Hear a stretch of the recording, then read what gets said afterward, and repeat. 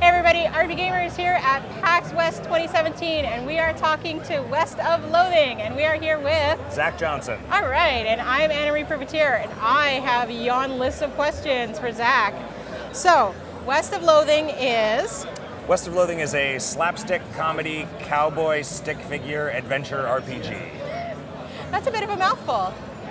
Has a lot of things about it. All right, so you previously made Kingdom of Loathing. Yeah, in 2003 I made a web-based multiplayer role-playing game called Kingdom of Loathing, and it took off, and I sort of built a company up around it, and we've maintained it for many, many years, and decided we should make something new, make something a little more modern in a new engine, and with some actual animation and sound and music and stuff, and so here we are with this. So I joined Kingdom of Loathing in, I think, 2005, and I have put many a Mr. Accessory under my belt in the 10 years that I played off and on, so I definitely enjoyed Kingdom of Loathing. So when I heard West of Loathing was coming out, I was pretty excited. So what made you decide to jump from a browser game to a full-fledged standalone title?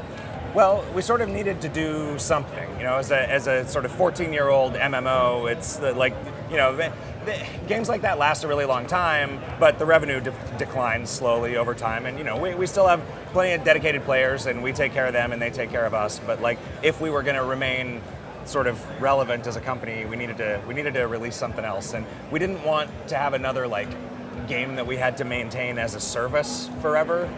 You know, not that we don't love working on KOL, but working on two of them would be pretty rough. So we wanted to kind of just see if we could make a game that just, you buy it, you play through it, and it's done. All right. And that's how we got here. So what was the most important aspects of Kingdom of Loathing that you wanted to bring over into West of Loathing? Definitely the writing and the humor of it.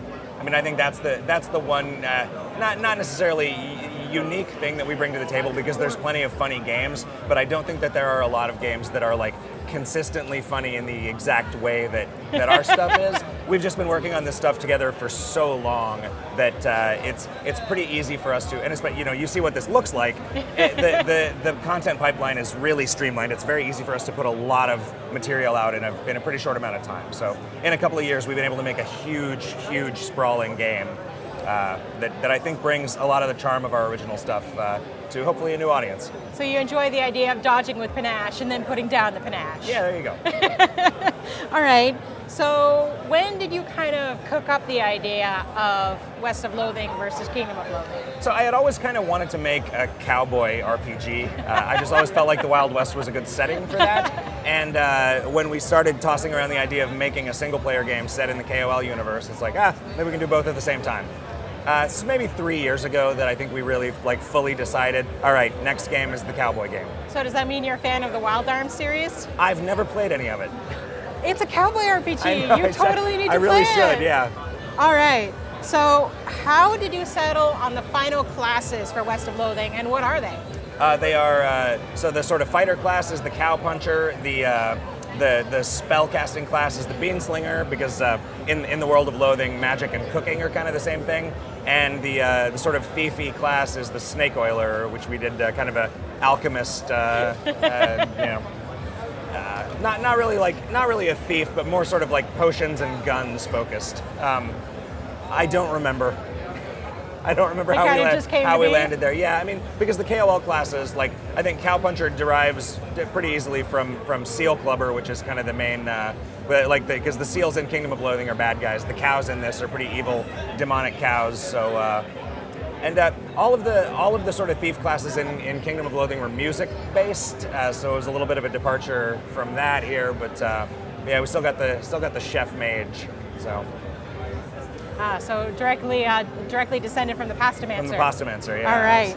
So this is available on Steam. Yeah. So PC? Yeah, right now for Windows, Mac, and Linux. Okay.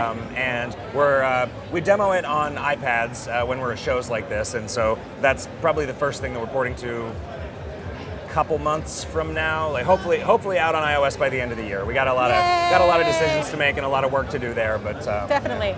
So Pie in the Sky if you could port West of Loathing to any other system, where would you like it to see it? So we met with Nintendo a couple of days ago, and we're pretty sure we're going to be working on a Switch port.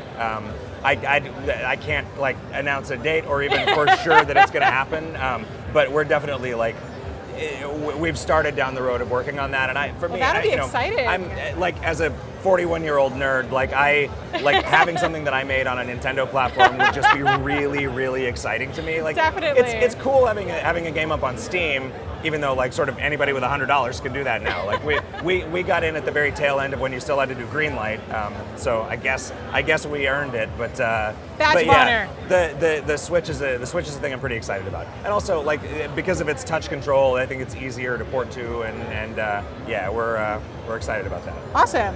So I know you guys are still talking about porting the main game to various systems, but are you guys looking ahead to sort of possible expansion content yet? Yeah, we sort of had to see how the game sold to determine whether we were going to make DLC for it or just move on to another game, and it's done really well. So I think we've got one piece of DLC planned that we're going to start working on real shortly as soon as we're done with this kind of convention season. Are there any secrets that you want to spill about it?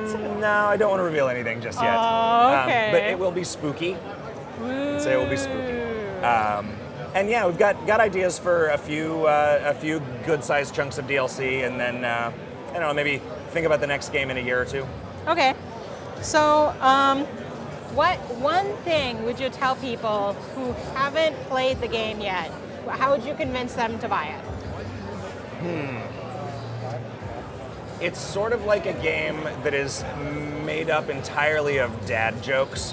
So if you like puns and you like sort of I don't know, we try not to be like mean-spirited with the jokes and the gags that we put in there, and so it's just really like positive, hopefully kind of joyful experience. And, you know, if you don't like that kind of thing, you're not going to like this at all. But if you do, good news, we've made a lot of it. Awesome.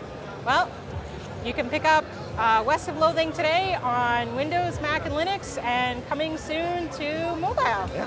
Thanks for your time today. Thank you.